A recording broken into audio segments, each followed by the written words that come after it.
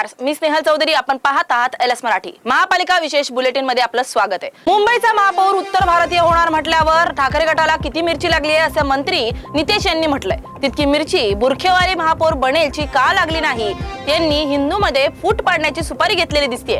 बाकी मुंबईचा महापौर हा मराठी आणि हिंदूच होणार आणि तो आमचाच होणार असल्याचं नितेश राणे यांनी म्हटलंय.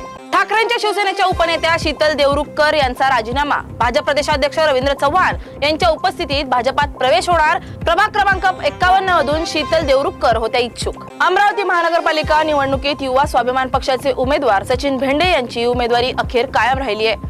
भाजप उमेदवार तुषार भारतीय यांनी सचिन भेंडे यांना उमेदवारीवर भेंडे हे महानगरपालिकेचे कंत्राटदार असल्याचा आक्षेप नोंदवला होता. पुणे महानगरपालिका निवडणुकीत अनेक गुंडांना उमेदवारी दिल्याचं समोर आलंय.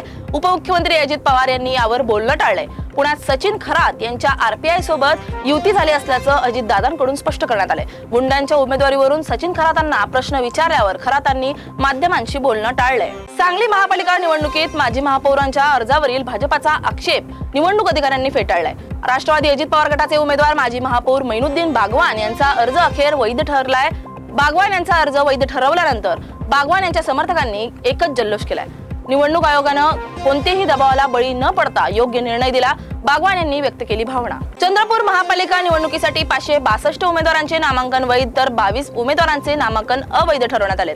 उमेदवारी अर्जांची छाननी पूर्ण झाल्यानंतर वैधरित्या नामनिर्देशित झालेल्या उमेदवारांची यादी प्रसिद्ध करण्यात येणार आहे. मनपा निवडणुकीच्या रिंगणात उभे असणाऱ्या उमेदवारांना राज ठाकरेंची शिवतीर्थावर बोलवण्यात आले.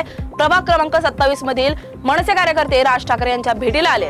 आशा विष्णू चांदर प्रभाग क्रमांक 27 मधून निवडणूक लढवणार आहेत. नाशिकच्या मालेगाव महानगरपालिकेसाठी 812 इच्छुकांचे उमेदवारी अर्ज दाखल करण्यात आलेत. अर्जांच्या छाननीत 15 अर्ज बाद ठरलेत. वैध अर्जांची संख्या 797 आहे.